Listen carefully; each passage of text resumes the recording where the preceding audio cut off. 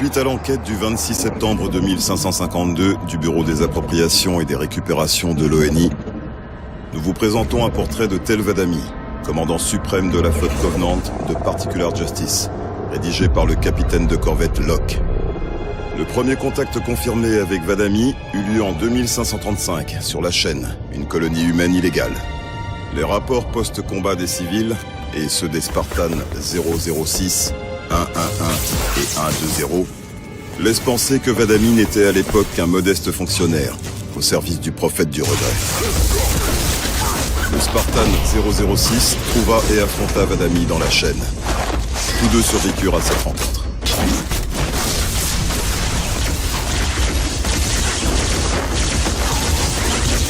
Vers 2535 eut lieu le premier accrochage de l'UNSC avec la nouvelle flotte Covenant de Particular Justice, dirigée par Vadami.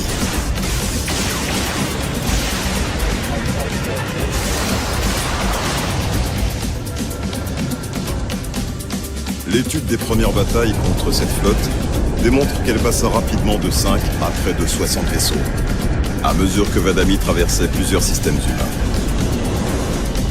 La section 3 de l'ONI tenta plusieurs fois d'anticiper ou même de suivre les mouvements de Vadami, au prix de nombreuses pertes humaines. Mais Vadami déjoua ses tentatives et continua sa progression imprévisible et dévastatrice. Vadami se démarque aussi de tous les autres commandants Covenant par la fréquence à laquelle il intervient en personne lors des attaques au sol.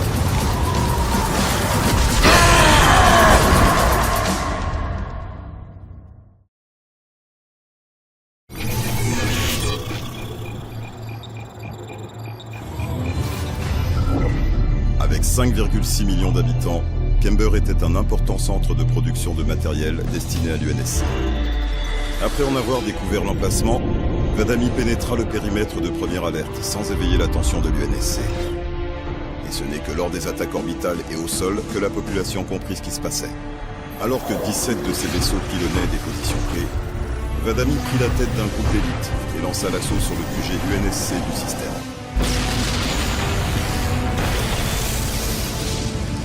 La première unité qui affronta Vadami était le 3e bataillon de réserve. L'assaut des Covenants prit tout le monde de court, au point que Vadami trouva des soldats désarmés et sans défense.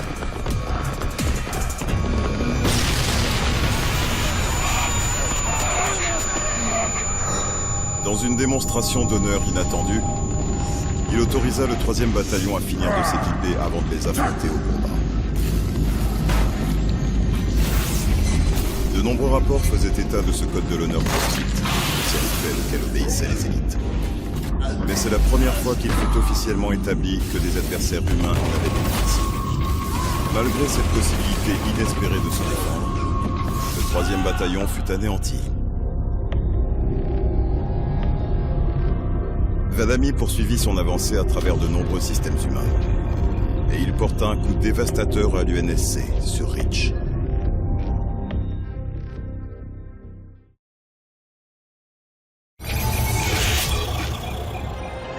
De ces attaques récentes contre l'UNSC, la plus dévastatrice fut la destruction de Reach. L'ONI ne sait toujours pas à 100% comment Vadami localisa cette planète. Et une fois de plus, il nous prit totalement de court quand ses forces se matérialisèrent en orbite et au sol. Vadami est responsable de la mort d'1 milliard d'êtres humains et de la destruction d'au moins 7 planètes.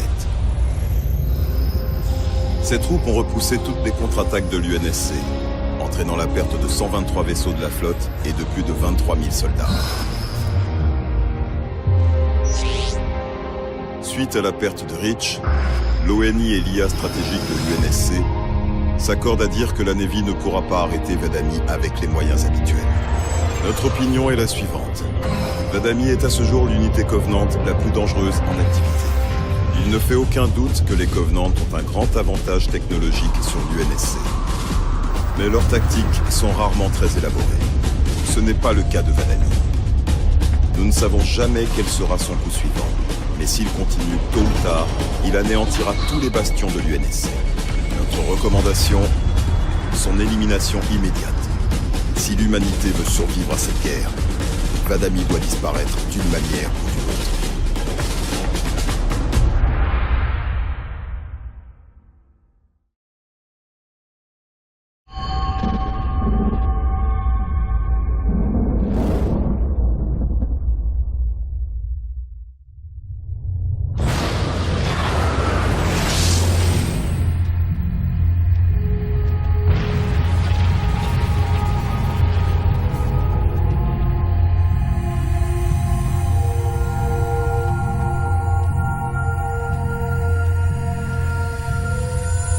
inacceptable.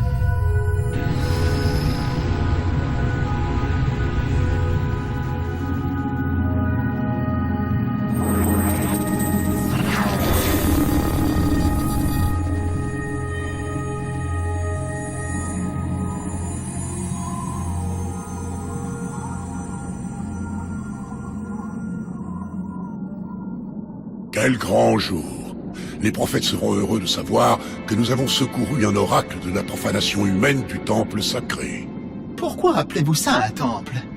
Mon installation était une arme terrible, irremplaçable. Oracle, je ne comprends pas. On nous avait dit que ces anneaux étaient notre salut, une porte vers le paradis. Qui ça, on? Celui qui vous a dit ça est un imbécile, ou un malade mental.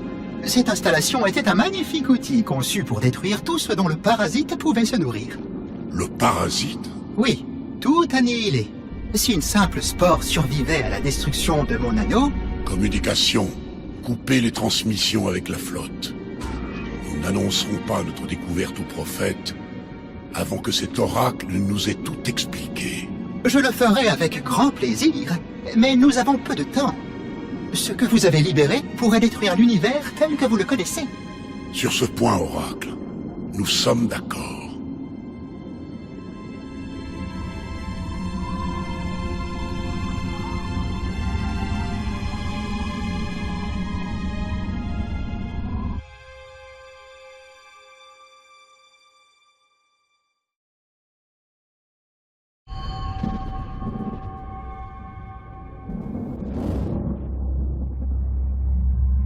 Vos actions sont incompréhensibles.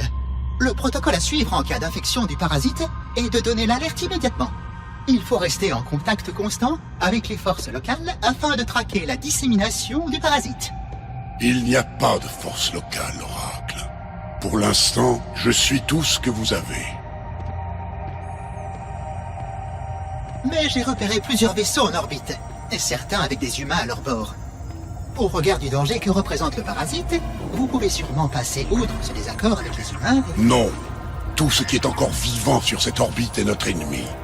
Les humains ont de très bonnes raisons de nous tuer à vue. Et ce que vous venez de me révéler sur l'anneau me fait douter de l'objet de notre alliance. Si certains de nos vaisseaux sont encore en orbite, ils ne sont pas là pour nous aider. Pourquoi ne nous aiderait-il pas? En raison de ces prophéties et ce voyage? J'ai recueilli des informations sur votre alliance avant que ce dépositaire ne détruise mon installation. Mais je ne saisis pas encore tout. L'IA que j'ai rencontrée à bord d'un de vos vaisseaux ne communiquait pas beaucoup. Ce que vous devez savoir, oracle, c'est qu'il y a plusieurs millénaires, lors de la création de notre alliance, les prophètes et les élites ont conclu un marché. Un marché qui, je le crains, risque de nous être fatal.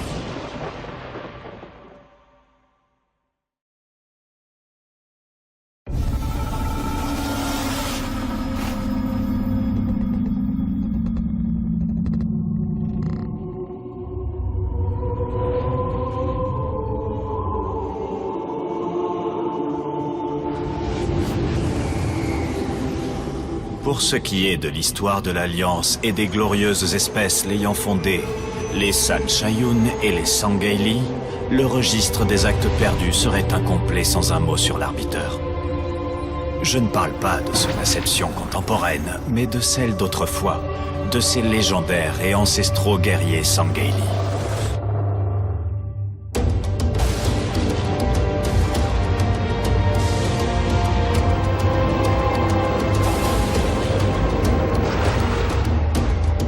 Bien avant l'Alliance, les Sangheili dirigeaient leur monde, avec fierté et vigilance, bravant les dangers sur terre et sur mer.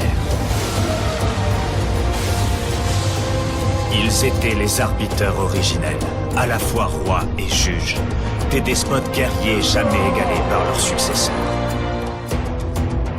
Lorsque nous arrivâmes à leur monde frontière d'Ulgeton, nos pertes furent importantes. Menés par un puissant arbiteur, les Sangheili refusèrent notre invitation avec véhémence, et une longue guerre s'ensuivit.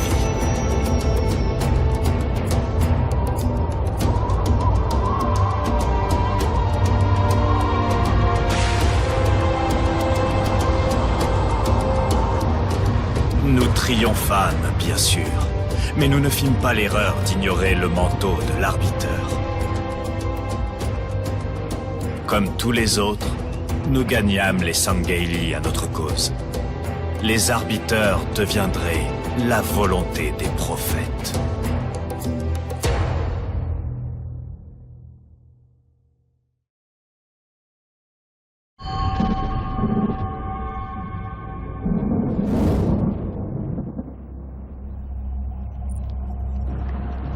Des siècles durant, un accord sacré chargea les prophètes de la religion et de la technologie. Quant aux élites, ils dirigeaient nos armées à la recherche d'espèces à convertir et de reliques telles que votre anneau.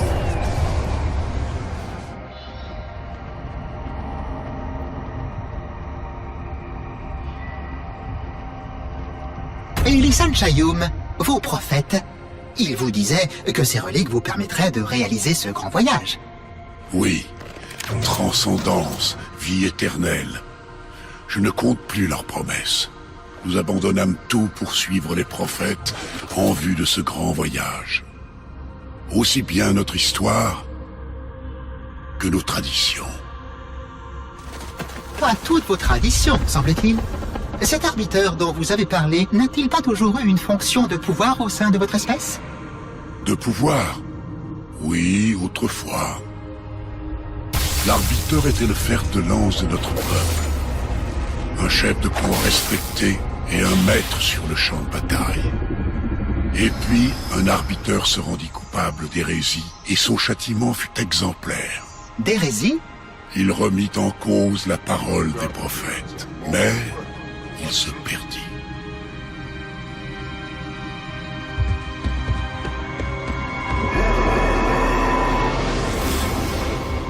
Le titre d'arbiteur devint le sceau de la honte, décerné aux guerriers se rendant coupables des pires échecs.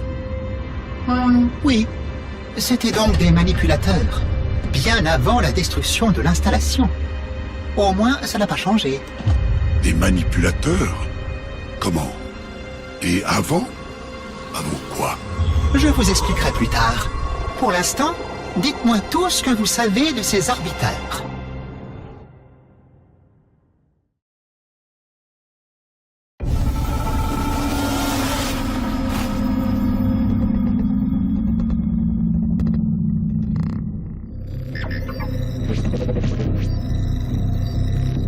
Notre cité sainte n'a pas toujours été ainsi. L'Alliance non plus.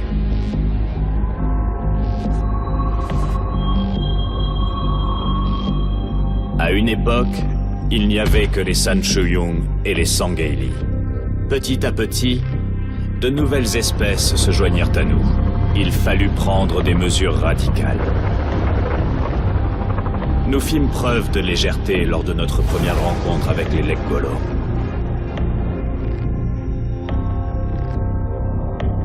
Ces créatures impies avaient dévoré une structure Forerunner, avant de la détruire en milliards de fragments. Ces fragments forment d'ailleurs les anneaux de T. Aucun moyen conventionnel ne pouvant débarrasser les anneaux de cette vermine, nous dépêchâmes un soldat digne de confiance, un arbiteur. Une année durant, cet arbiteur parcourut la surface d'une de leurs lunes, découvrant leurs points forts et leurs points faibles. C'est ainsi que nous perçâmes le secret des Leggolo.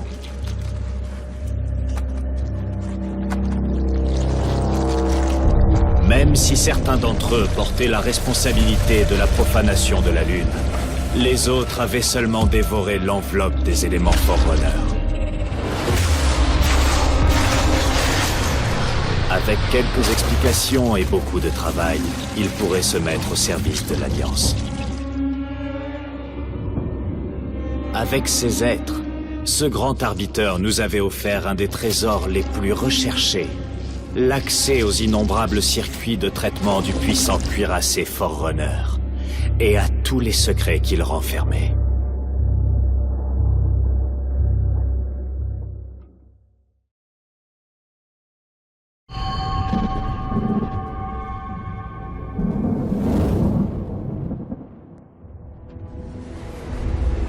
Il est très étrange qu'au vu des nombreux exploits de ces arbiteurs, vous n'ayez jamais évoqué leur rôle dans le choix de leur mission. Ils n'ont pas de rôle, Oracle. Une fois que l'un de nos commandants devient arbiteur, il appartient au hiérarque. Ces hiérarques, ils sont aussi les grands prophètes qui veillent sur les reliques sacrées datant de mon époque? Exact. Et ils utilisent ces reliques pour créer de nouvelles armes et vous transmettre la parole de vos dieux? Il en a toujours été ainsi. Intéressant. Suis-je une relique sacrée? Je ne comprends pas. Je ne suis certainement pas un dieu. Je suis un outil, tout comme cette plateforme de forage, tout comme l'installation qui gravitait autour de cette planète. La technologie Forerunner est résistante et effectivement assez puissante, mais je suis convaincu qu'il m'aurait dit si j'avais de quelconque pouvoir divin. Je soupçonne certains de vos prophètes d'avoir été conscients de l'inspiration divine que des outils comme moi pouvons insuffler. Vous n'avez jamais douté de ces proclamations? Même vos grands guerriers, ces arbiteurs, n'ont jamais rien dit? La déchéance du mot arbiteur provient du doute, de la défiance, Oracle. Quelle déception! À présent, je pense que de nombreuses questions auraient dû être posées depuis très très longtemps.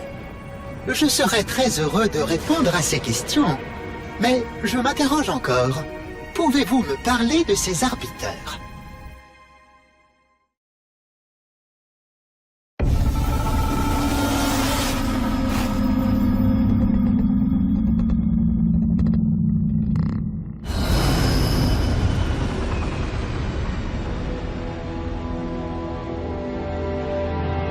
Alors que la plupart des espèces rejoignaient l'Alliance, parfois ou par intérêt commun, ce ne fut pas le cas des Ungoi.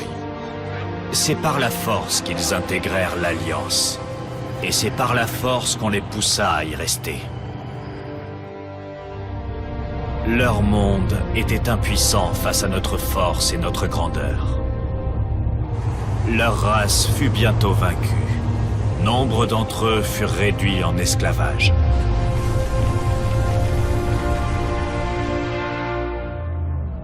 Si certaines espèces disparaissent sous une telle pression, d'autres s'opposent à elles et prennent les armes s'il le faut, pour riposter. Ce fut le cas pour les Ungoi lorsque le conflit avec les Kigyar les poussa à la révolte. Une tentative Kigyar de stérilisation des Ungoi fut rejetée avec véhémence par ces derniers. Et pendant un temps, la Cité Sainte fut plongée dans le chaos. Poussés à bout, les Ungoi se montrèrent sans pitié et s'en prirent à toutes les espèces.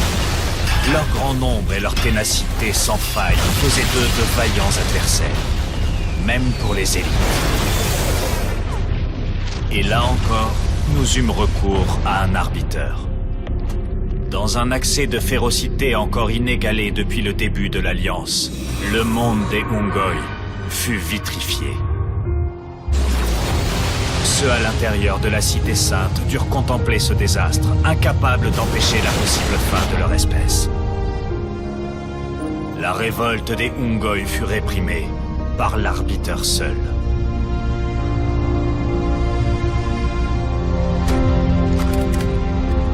Leur monde ne fut pas entièrement détruit, et les survivants de grande bonté bénéficièrent d'une certaine clémence. Ils avaient prouvé leur valeur au combat, et ils avaient gagné leur place aux côtés des Sangheili.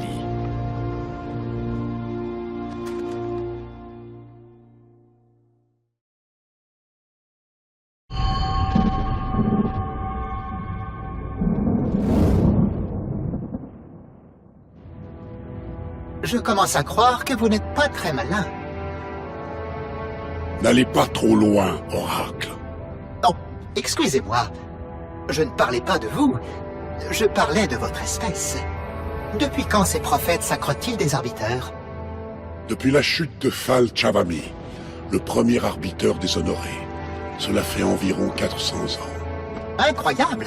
Et tout ce temps, vous n'avez jamais réalisé combien il était pratique que vos prophètes nomment un chef avec de grands pouvoirs très puissants dans vos rangs pour que celui-ci se rende coupable d'un terrible blasphème dès que la hiérarchie de votre alliance était menacée. Je ne comprends pas. On ne peut pas dire que ça me rassure.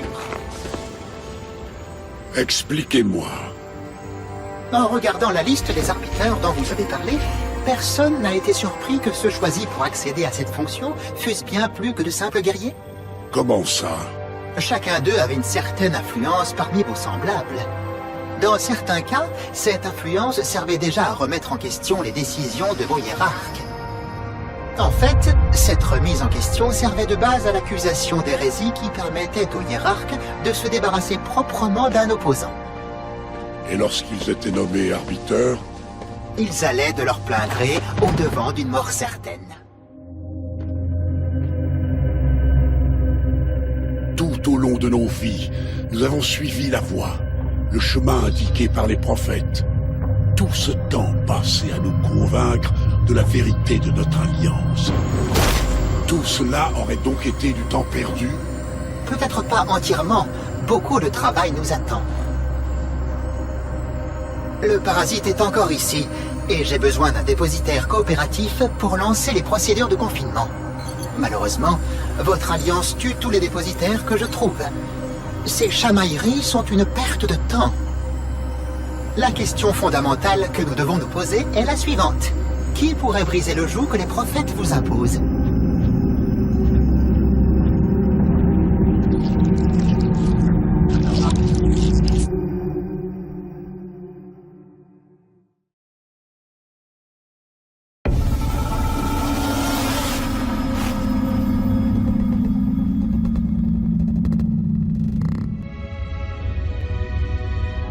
L'histoire des arbiteurs associe légende et infamie. Leur nom est synonyme de déshonneur. Mais l'arbiteur actuel est peut-être le plus déconcertant. Tel Vadami descend d'une lignée d'aristocrates, la légendaire maison des Vadam. La renommée de sa famille exigeait de lui une carrière militaire d'exception. Il fit mieux encore.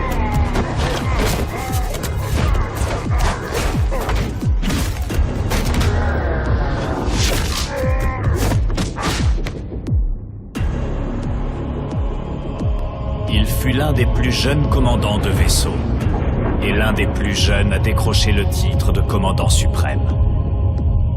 Lors de notre campagne contre les humains, l'aura de Vadami fut sans pareil.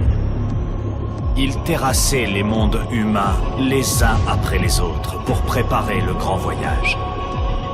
Puis vint à l'eau, le déshonneur total. Il manqua à son plus grand devoir, et l'anneau sacré fut profané. Suite à cette disgrâce, tel Vadami devint l'arbiteur. Mon rôle n'est pas de remettre en cause les décisions des hiérarques. Je tiens toutefois à exprimer mon inquiétude. Ce Sangheili aurait dû être abattu, exécuté en place publique pour rappeler à tous l'utilité de la prière. Avec la découverte d'un deuxième anneau et l'élimination de l'ancienne garde, l'univers court un grand danger. Cet arbiteur restera-t-il loyal? Ou se rangera-t-il du côté des siens, anéanti par notre nouvelle puissance? Je ne remettrai jamais ouvertement en cause les proclamations divines d'un hiérarque. Mais cet arbiteur représente selon moi un trop grand risque. Je crains que les jours de l'Alliance ne soit compté.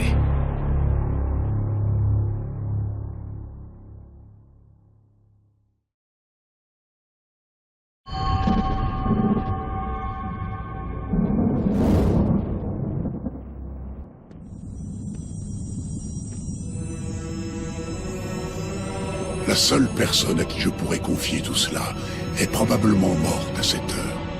Il commandait la flotte qui m'a conduit dans ce système. Il s'appelait Tel Vadami. Mais comme vous venez de m'apprendre la destruction de l'anneau, je ne peux imaginer qu'il soit toujours vivant. Ses ordres étaient de prendre l'anneau et de le préparer pour l'arrivée des hiérarques. Vadami ne manque jamais à ses devoirs. Si l'anneau est détruit, Vadami doit être mort. Le devoir peut être une vertu dangereuse. Même s'il était vivant, ce sens du devoir l'empêcherait très certainement de passer outre son allégeance au prophète. Peut-être pas. Il ne trahirait jamais notre peuple. Non. Si nous pouvions simplement lui parler, lui expliquer tout ce que vous m'avez dit.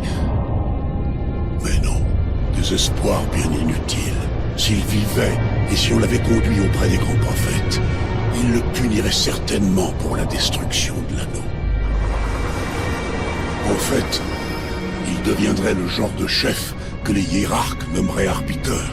Il chercherait un coupable pour la perte de l'anneau. De plus, son influence au sein de la flotte n'a cessé de croître au fil de ses victoires contre les humains. Et s'il est devenu arbiteur? Il ne nous servirait plus à rien dans ce cas. Sans savoir tout ce que vous m'avez dit, il obéirait au prophète, aveuglément. Je doute qu'il réponde même à son ancien nom. Je ne sais pas ce qu'il faudrait pour l'atteindre. Mais comme vous l'avez dit, nous n'avons pas le temps de nous poser ces questions. Et Vadami est sans doute déjà mort. Si vous placez tous vos espoirs en lui, je m'inquiète pour le futur de cette galaxie. Vous n'êtes pas le seul, Oracle. Vous n'êtes pas le seul. Mais je me battrai. J'expliquerai aux autres les mensonges dont nous abreuvent les prophètes. Et bientôt, nous serons bien plus à nous battre pour notre cause.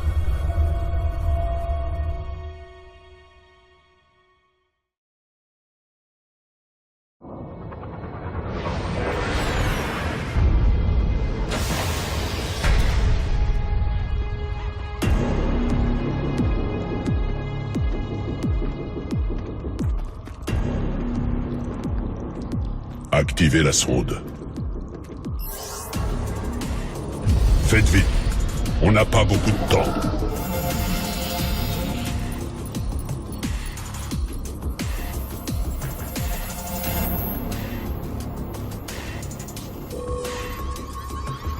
On l'a trouvé, commandant. Très bien. Relevez les coordonnées et faisons attention.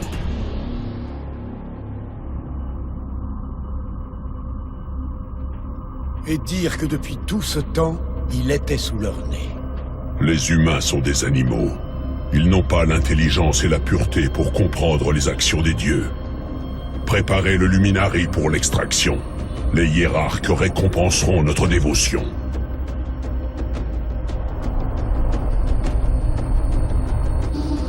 Bravo, commandant.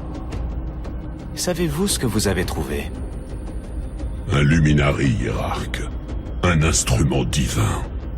C'est bien plus que ça, commandant.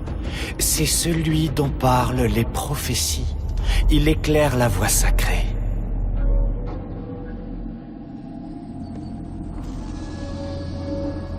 Intendant, de bonnes nouvelles?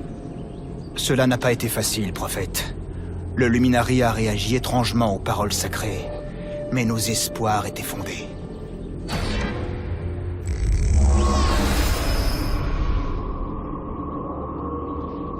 Les anneaux sacrés. Halo. Pas seulement le halo, grand prophète. Il a également parlé de ça. De la dernière demeure des Forerunners et la création des anneaux sacrés. L'arche. Par les dieux. C'est magnifique. Tout était donc vrai.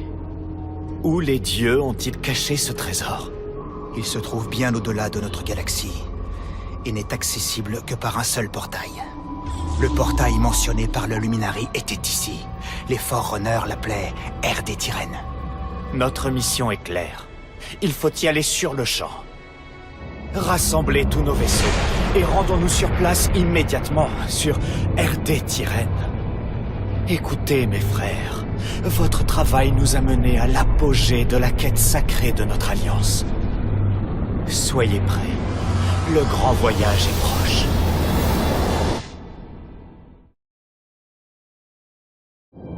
Bien reçu, Major.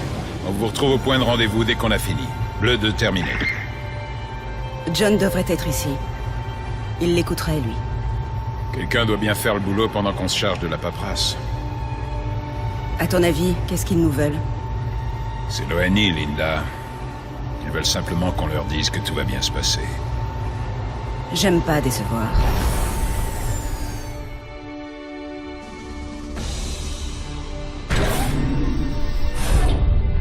Équipe bleue. Où est le Major? Il m'a demandé de le représenter au Conseil. Monsieur. Ah, nous avons examiné votre rapport. Vous avez trouvé une station de commandement Covenant. Je vois là qu'il constituait une flotte d'attaque de plus de 500 vaisseaux. La station a été suffisamment endommagée. Mais la menace est toujours présente. Je suis au courant. Mais dites au Conseil, quel était l'objectif de cette flotte spartane?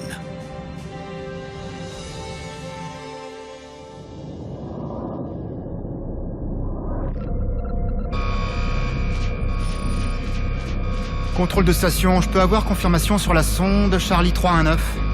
Le relevé ne paraît pas normal.